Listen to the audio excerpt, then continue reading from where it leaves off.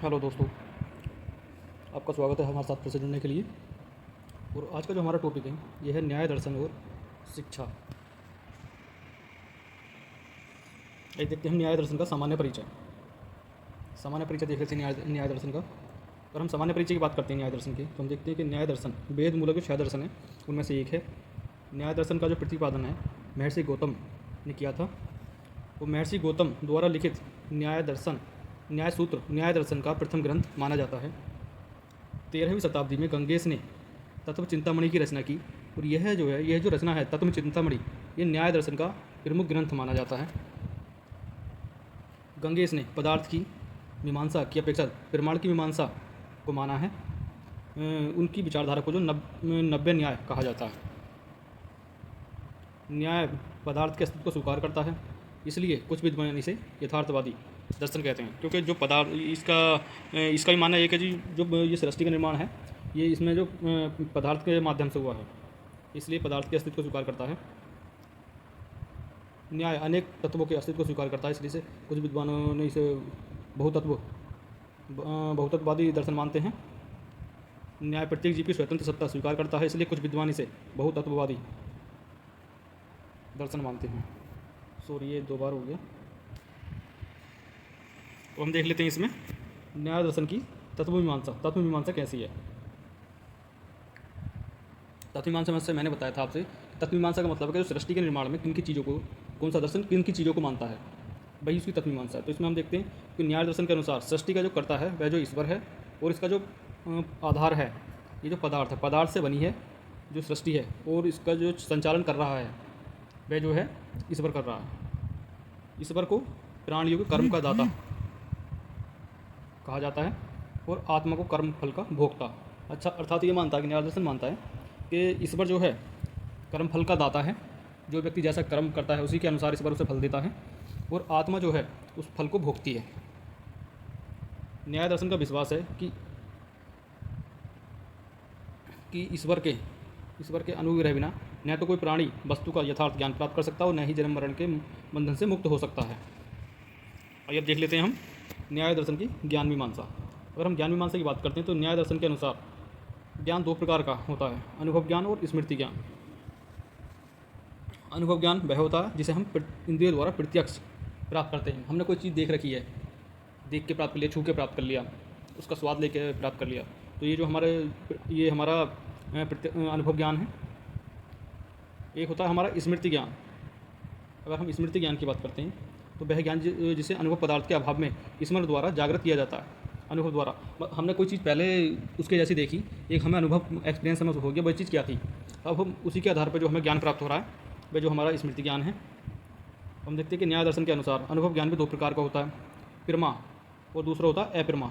जो प्रमा होता है उसे बोलते हैं हम यथार्थ ज्ञान, जो पदार्थ ज्ञान होता है, और अप्रमा जो होता है उसे बोलते हैं अयथार्थ ज्ञान। जो इस जो मतलब जो सूक्ष्म जगत है उसका जो ज्ञान है वो अप्रमा हो जाएगा। व्यक्ति के न्याय दर्शन के अनुसार जो यथार्थ ज्ञान माना गया है वो 4 प्रकार का माना गया है, प्रत्यक्ष, अनुमान, उपमान और शब्द। एक होता है कि हाँ प्रत्यक्ष, हमने कोई चीज़ देख ली, उसका प्रत्यक्ष जो हम अनुभव कर रहे हैं।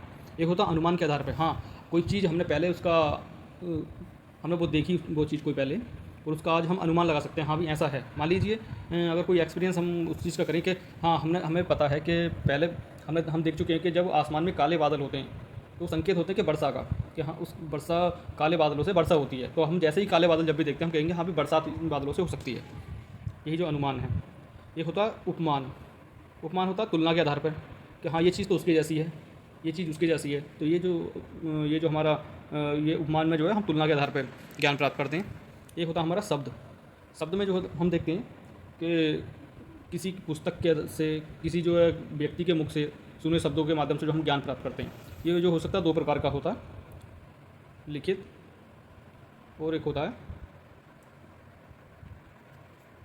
मौखिक। लिखित और मौखिक 2 प्रकार का होता है जो शब्द ज्ञान है।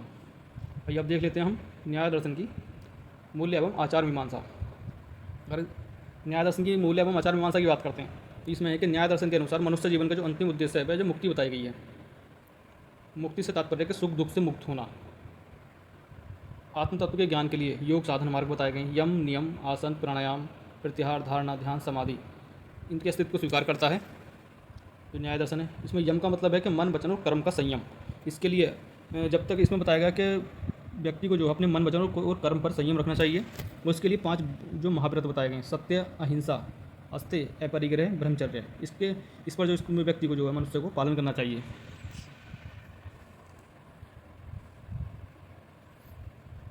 इसमें अगर हम बात करते हैं कि सत्य बोलना चाहिए, अहिंसा, कोई भी हिंसात्मक कार्य नहीं करना चाहिए, किसी के साथ में हिंसा नहीं करनी चाहिए। अस्त्य होता है कि चोरी नहीं करनी चाहिए। अपरिग्रह, धन का संचय नहीं करना चाहिए, किसी भी धन का, किसी भी चीज़ का संचय नहीं करना चाहिए। ब्रह्मचर्य का पालन करना चाहिए। योग जो दर्शन है वो 5 नियम: सोच, संतोष, तप, स्वाध्याय, प्राणिधान के पालन को आवश्यक मानता है। आगे अब देख लेते हैं तो जो न्याय दर्शन के जो मूल सिद्धांत, तत्व एवं सिद्धांत कौन कौन से हैं। न्याय दर्शन मानता है कि यह संसार ईश्वर द्वारा पदार्थ से निर्मित है, अर्थात जो संसार है ये जिस पदार्थ से बना हुआ है। हम जो अपने चारों ओर जो चीज़ें देखते हैं वे जो किसके द्वारा निर्मित की गई हैं, ईश्वर के द्वारा वो पदार्थ से निर्मित हैं। ये मानता है कि ईश्वर और जगत दोनों सत्य हैं। ईश्वर कर्मफल दाता है और आत्मा कर्मफल भोगता है। मनुष्य क्या है? मनुष्य पदार्थ और आत्मा का योग है। पदार्थ का हम देखते हैं कि जो हमारे जो शरीर है उसकी चीज़ से बना हुआ है। देखते हैं जल, वायु, अग्नि, इस तरह से करके बोलते हैं। जो इसमें 5 तत्व बताए गए हैं तो ये पदार्थ माना गया, और जो है इसमें आत्मा, दो इन चीज़ों के संयोग से बना है। मनुष्य जीवन का जो अंतिम उद्देश्य बताया गया है, वे जो बताया गया है हमारा मुक्ति, और ये कि योग साधना के लिए नैतिक आचरण जरूरी है।